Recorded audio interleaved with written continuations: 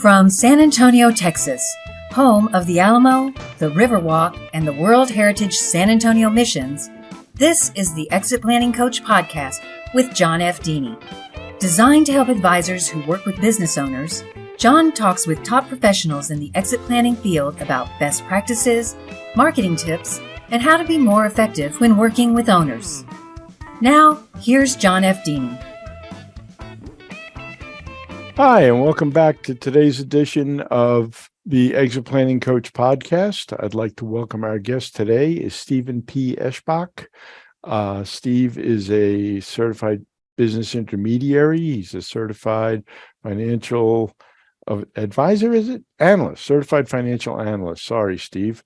He is a chartered financial analyst. He's a certified franchise consultant, and he runs Eschbach Enterprises in Naperville, Illinois.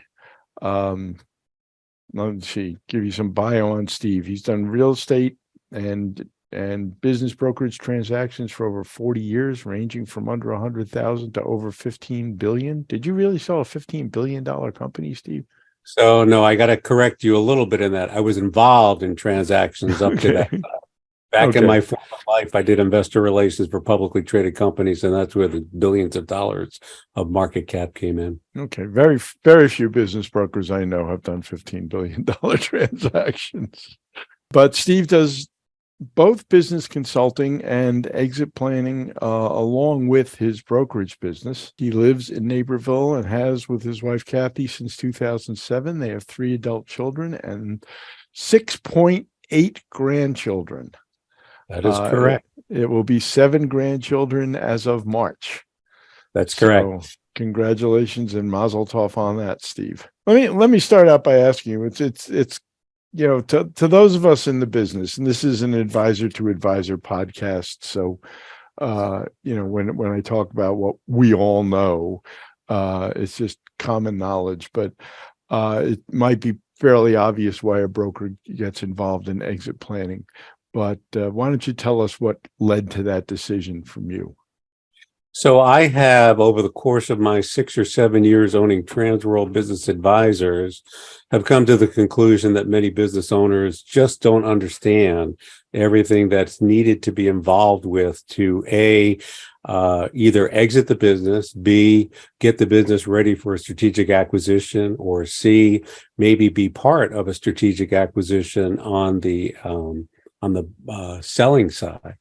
And as I said, I came to the conclusion that many business owners just don't understand the very comprehensive nature of all that's involved in successfully getting your business ready for the next level. So while, and I will tell you that I have met a lot of smart people who are very talented in the business that they do. And for lack of, citing out individual type of industries, I'll just say there are many business owners who are excellent at either manufacturing or selling widgets, and they get it to the nth degree. They are experts in that field, but sometimes they don't have the expertise needed to run a human resources part of the business.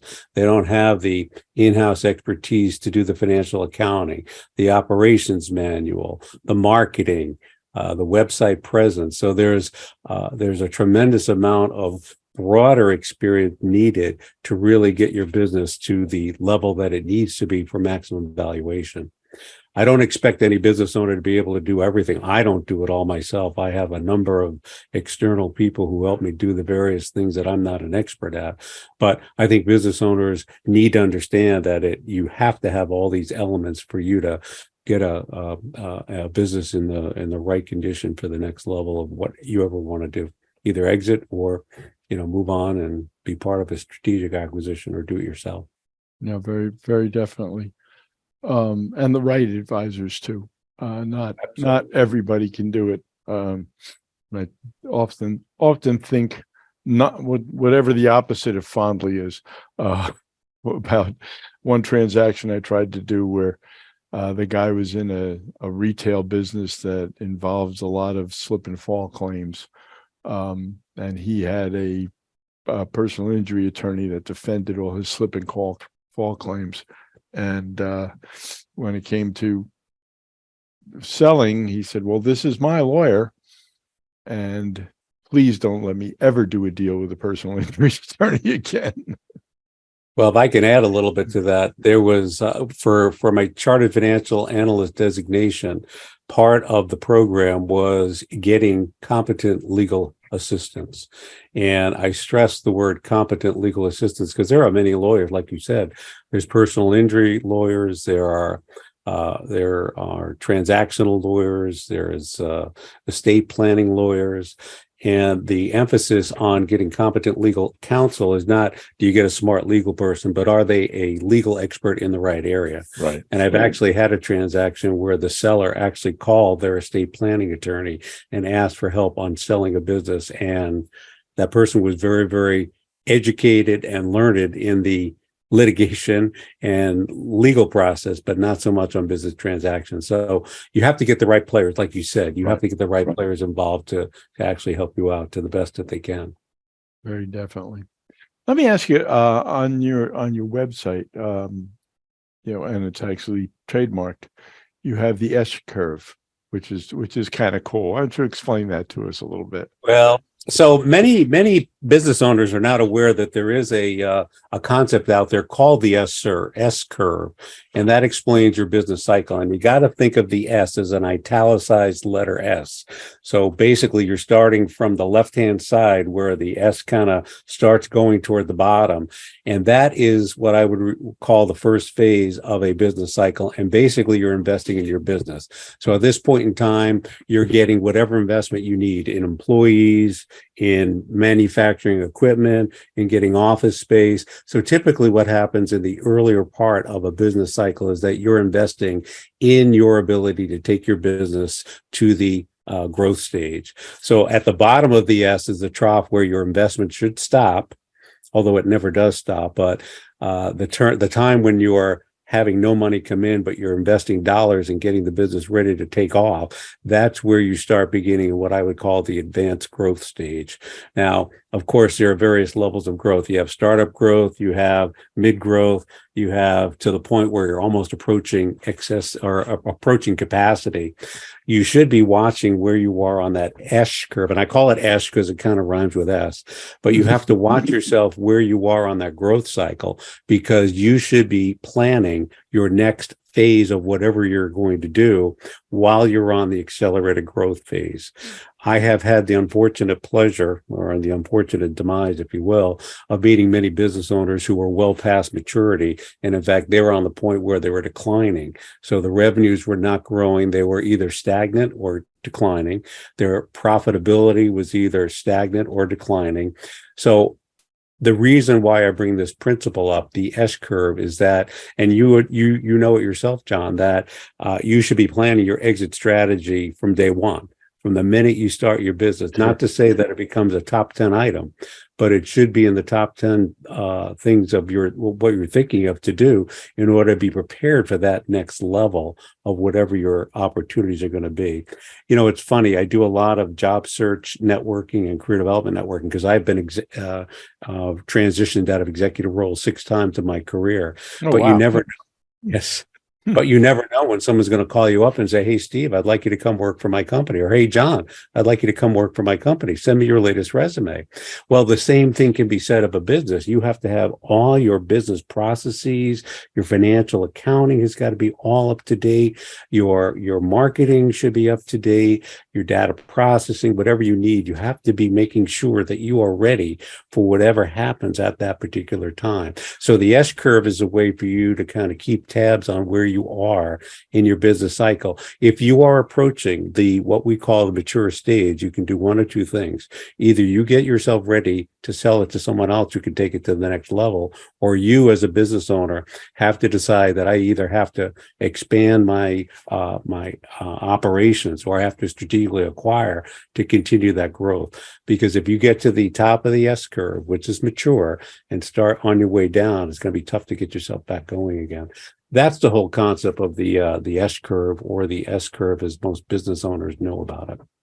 Yeah, there's one of my arguments when people say I don't want to start planning yet is, the value of the company. And we know, and we all know that owners frequently have inflated value impressions of their value.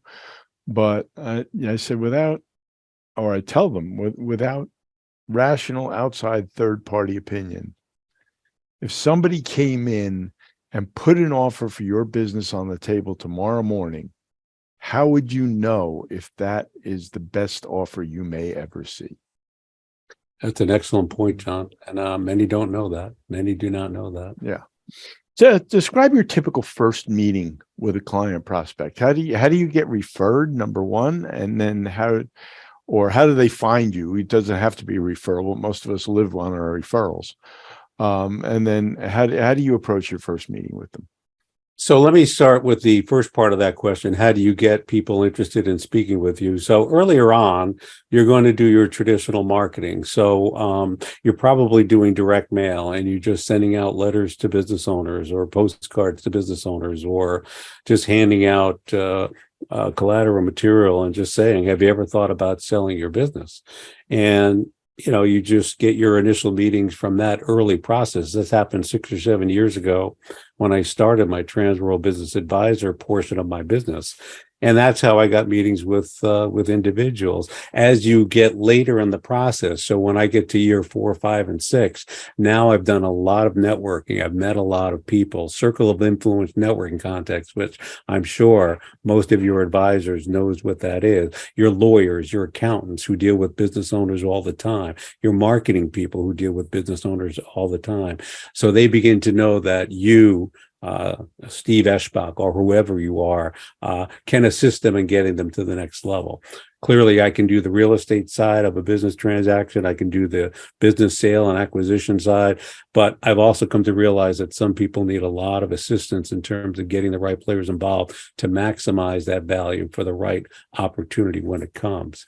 So in the beginning, it was your traditional website marketing, email, regular postcards, and that's how I would get the information out there. Now I'm getting a lot of referrals because of many people that I know. Your second part of your question is, what do you initially go through in your initial meeting? It all depends on the individual I meet with, the business owner. I have to get an assessment as to where they are in the understanding of the process. So I need to know first, who they are, what their business is, what do they want to do, and then once I kind of get assess as to what that is, then I determine what the next steps would be. Unfortunately, there are some people that I meet that are in their late 70s and they're very, very advanced, meaning that they want to exit pretty quickly. I do the best I can to help them get their business ready for sale at that point, if that's what they want to do, or for, selling to a strategic buyer. If they've got more time to when they're exiting, then we have more time to plan. You, John, you know very well that planning to exit can take anywhere from 1 to 5 years. If you want to do it rightly, it can take up to 5 years. It's a process that needs a lot of time and intention to make sure that everything you've got is properly assessed and ready to go. But so basically, it's what I characterize as you listen, learn, and respond. You don't tell. So I don't go to you, John, and say, hey, I'm a business broker. I'm going to sell your business. No, you don't want to sell? Thanks. I'll see you later. No, I want to understand you, John. Where are you in terms of your business? What do you want to accomplish at this point in time? And how can I help you get ready for the next opportunity that you see there? Whether it be you exiting, you acquiring, you being part of another strategic, being acquired by another one who's looking to strategically acquire you. I just want to get a sense as to who the person is and what they want to accomplish as they go forward, because that's the best way to help them. And sometimes I'm not the person who's going to be the one helping them at that particular time. So one of the things I'd like to, to mention is that, I may not be the answer at this particular time for a business owner, but if I understand where you're at and where you want to go, we can help you better. ExitMap, I think, is an excellent tool because I don't think no one, but very many business owners don't take that snapshot of, hey, where am I at this point in time? What have I done well? What do I need to improve on to get the best value I can for whatever I want to do 1, 2, 3, 4, 5 years out? Thanks. Well, you'll, I'm sure, agree with me. I have a client right now, and you talk about 1 to 5. I sat down with him and he said, I'd really like you to help me get a plan together. I have key employees that I want to sell the company to. And I said, okay. I said, how long do you want to take? And he said, 10 years. He says, I would like a plan right now for the next 10 years. It's hard not to fall in love with the guy. We had spoken earlier before you began rolling the videotape about painting a house and what is the best part or what is the most important step of painting a house. And one of the persons I asked that question of, he said or she said, picking out the color. And I said, well, that's an integral part, but the prep work is the most important work. You have to make sure the foundation, the wall is prepped for you to paint. And that preparation is critical for a successful painting. It's the same way with managing your business. The more prep you put to get yourself ready to go, the better the end result will be. Yeah, I tell you, I just finished redoing my my workshop. And I didn't finish. It'll never be finished, but but I tell you, I did prep all the walls and everything. It was old, it was falling apart. But certainly, I think the best thing I've learned is a second coat of primer. Absolutely, absolutely. It's clean, it dries fast, and then you can put almost anything over it, and it looks great.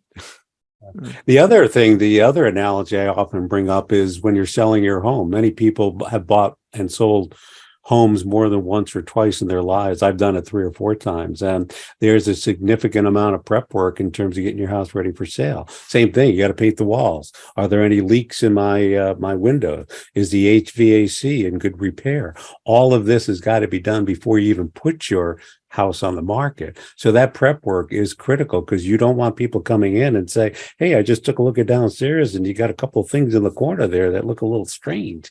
You don't want that coming up when you're selling your home. Same thing with your business. You don't want to have a prospective acquirer come in and notice a couple of things that may not be in order. It's to your benefit to make sure that everything you have in terms of your business is ready to go for whatever that next level can be.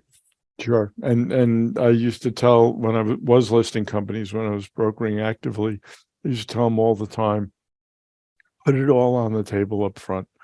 Because if a buyer discovers something, he won't trust anything you've given him. That's correct. It's correct. Yeah. It is very difficult to regain trust. It's difficult to build trust, but once once someone chips away at that, it's very tough to regain that. So it's a very important point you make there, John. Okay. Well, let me take a break and pay for the podcast for a minute, and then we'll come back, and I'd like to talk to you about your books. Hello, John F. Dini here, and I'm very excited to announce the publication of the Exit Planning Coach Handbook. Inspiration for the handbook comes from my 25 years of working as a coach to business owners, with 12 of those years dedicated to helping them plan their business transitions. It is a guide for advisors that explains why working with business owners is so dramatically different from working with other executives. It provides insights on how to approach planning conversations with owners more effectively. Plus, it takes you through the steps that will help you develop your relationship as their most trusted advisor. I wrote this book for advisors who want their clients to move on to a second act that's even more rewarding than their first. If you read any of my previous books, you know I don't lecture. It's a conversation between two professionals. If you work with business owners, I strongly encourage you to read the Exit Planning Coach Handbook. I think it will quickly become a go-to in your reference library. It is currently available on Amazon and the Kindle store in paperback and as an audiobook. Welcome back to the Exit Planning Coach podcast. I'm talking today with Steve Eschbach of Naperville, Illinois. Steve is the owner of Eschbach Enterprises and a couple other entities that are out there, but he's also an author with 2 books out, one of which is an Amazon bestseller.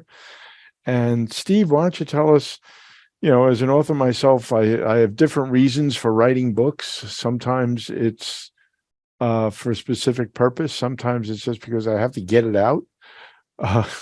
What led you to write both of them, and especially the second one, building better businesses, is your second book, right?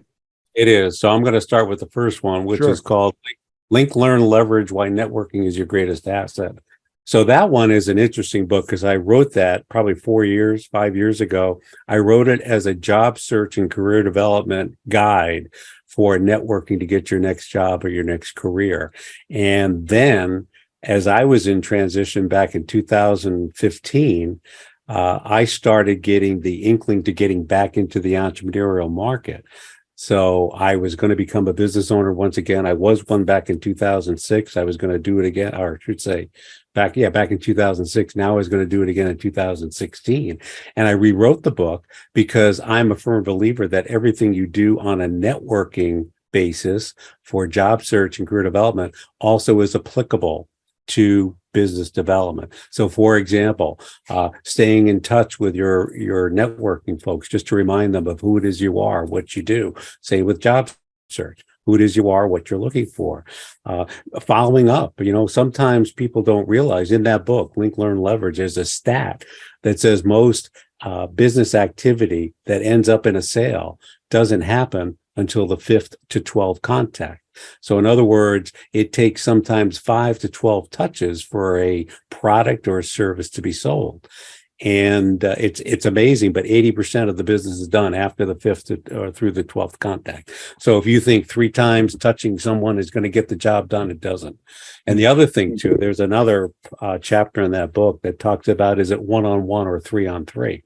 And when you start reading that chapter, you're thinking, I'm talking about a basketball game, right? Is it 1-on-1 or 3-on-3? I had a networking contact of mine who said, Steve, I'll meet with you, but I want you to give me 3 names of people you think I'd be interested in speaking with. And I will in turn do the same thing. So that's the part of the title, Link, Learn, Leverage.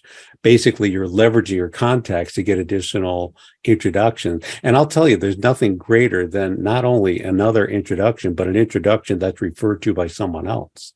So if you know someone who could say, yeah, I know Steve Eschbach, or I know John, I can recommend you because he's an expert at what he does. There's nothing better than an endorsement, and that strengthens the networking capabilities that you have in reaching out to other people.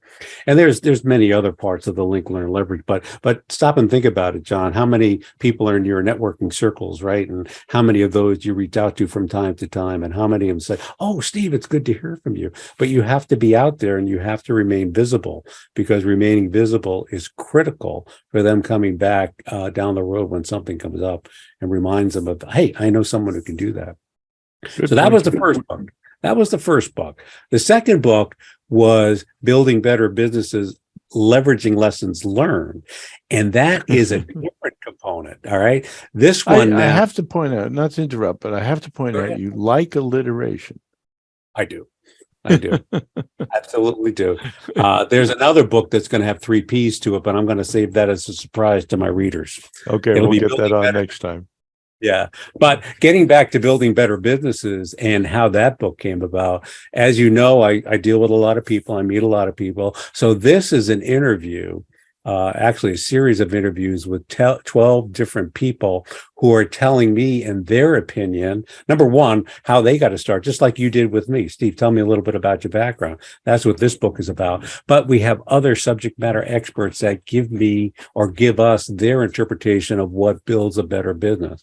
A marketing person, how you get yourself out on the internet. Financial accounting person, why your books and records being up to date and readily presented to someone who's interested is critically important. There was one of my Transworld colleagues in Indiana, and I asked him, what makes a business successful?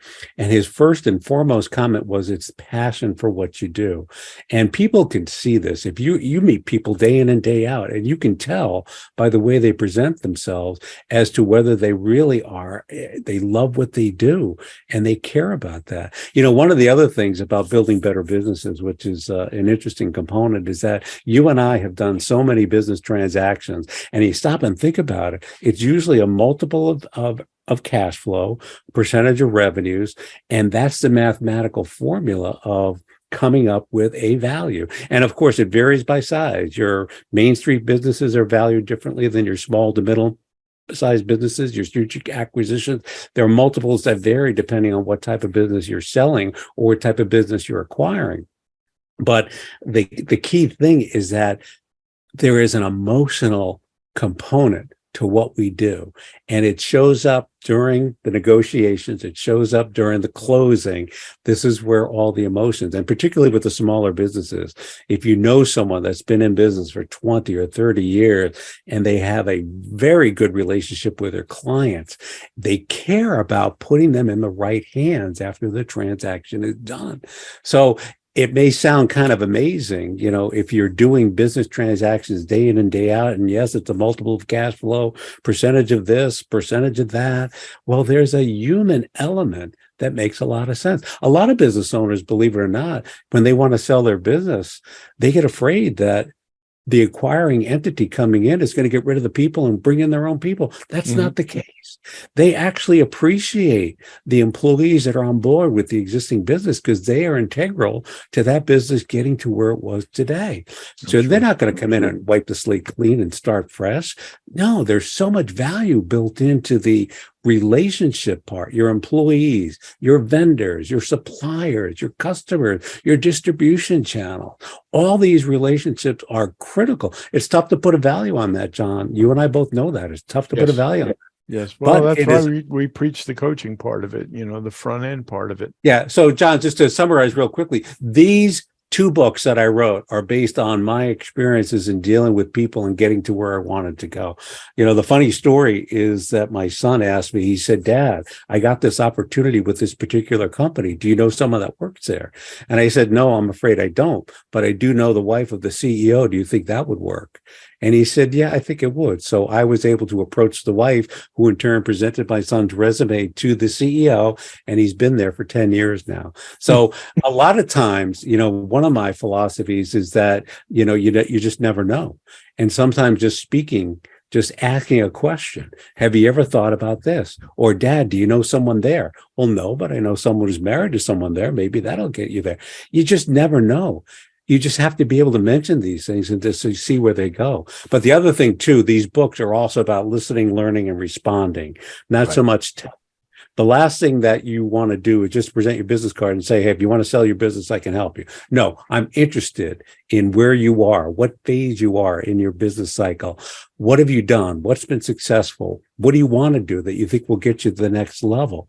I mean, it's just these things that you and I have experienced over time that many people may not think of. Like you have a couple of in your book, this one here, your exit map. You have a quote from the gentleman who wrote Traction, Gino Wickman. Yeah, Gino. And I've attended a number of his seminars, and there's a process there on how to do your business, how to do things every quarter. And the Alternative Board too, which is a group of business owners that kind of act like their own board of directors because they're smaller businesses. They don't have the luxury of a 15-member paid board like some of these publicly traded companies. But you have a lot of other entrepreneurs who are willing to share the experiences that they've gained, what worked well, what didn't work well.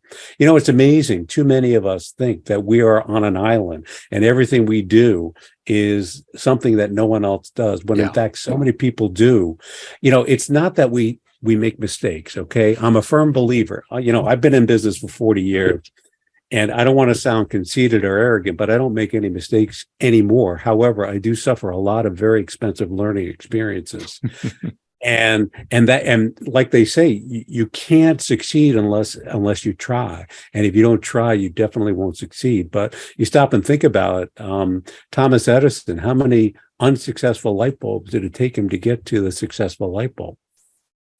It's 1,000. His quote, right? Yeah. I've now found 999 ways why that a light bulb won't work. And one of the slides I put in my presentation deck when I speak publicly is Michael Jordan. And he says, I can accept failure. I cannot accept those that don't try. And the other sidebar bullet to that too is that I've been successful because I've failed. So stop it. There's another, I think it's Ted Williams, who said that baseball is an amazing game where you can fail 7 out of 10 times and still be considered an exceptional player. And that's true. Because if you don't come to bat, you're not going to get a hit. But if you never come to the plate, you're never going to even get anywhere near it. Right. So you've got to be able to take these experiences and learn by them, and then go ahead and, make any changes that you need to become very successful. Very true. Thank you. Before I get to my last question, let's get your contact information. Of course, it'll be along with the podcast, but if people are just listening in the car or something, how can they find you? So my office line is 630-955-9516. My website is Eschbach Enterprises, and that's a tough one to spell, but it's ESCHBACH enterprises.com. And you'll see there's a lot of other subsidiary businesses related to that can send you to the right spot. What else do you need from me? My email address, SP Eschbach, S as in Steve, P as in Paul, Eschbach, my last name, at eschbachenterprises.com. Great. And get to find me. And my last question in these initial interviews, I always ask it, and especially in the business brokerage world, it's true. A lot of people are beginning to realize that they want to add exit planning to their skill set. And brokers especially, we're hearing from a lot of brokers saying, we all know that you've always come across companies that aren't ready to sell, but they're beginning to understand that, the IBBA stats of selling 1 out of every 5 you list can't continue. You've got to do something to help these people prepare. What would be your advice to somebody in the profession who is thinking about getting into exit planning? How would you tell them to start out? I would tell them that just talk to business owners and just see if they're ready to go. And they'll tell you, I just am not ready. And it's not that they don't understand the business that they do or the products they sell or the services they offer. In fact, you'll see an ear-to-ear smile about the success they've had in dealing with those people that they've helped in the businesses that they provide, the services they provide, or the products that they sell. But there are just so many more elements of a successful business that you do need the help of other people. You need the right team, as you have said it. In my first book, Link, Learn, Leverage, Why Networking is Your Greatest Asset, one of the chapters is called "It's Not What You Know, But Who You Know." That's because you can't know everything. The other chapter in there is not what you know, but how you present it. So unless you're clear, concise, confident, convincing, you're not going to win your audience. But that's another one of those alliterations there. That is true. That is. But the point being, John, is that if you just listen to the stories that the business owners tell, you're going to see some areas where they're not as expert as they are on the widgets that they sell or the widget service that they provide. So my advice is that when you meet with business owners, hey, what's keeping you awake at night? When you get up, what's the first issue? What are your pain points? I mean, I don't mean to bring up another alliteration, but many business owners have pain points that they want to get rid of. And they're not the ones that are going to be able to do that. They're the widget provider, but they need someone in legal, HR, accounting, compliance, data processing. And you always should, like Steve Jobs. I remember Steve Jobs' quote. He says, I never hire smart people and tell them what to do. I hire smart people so they can tell us what to do. Mm-hmm. And that's correct. You need to, and that's a successful leader.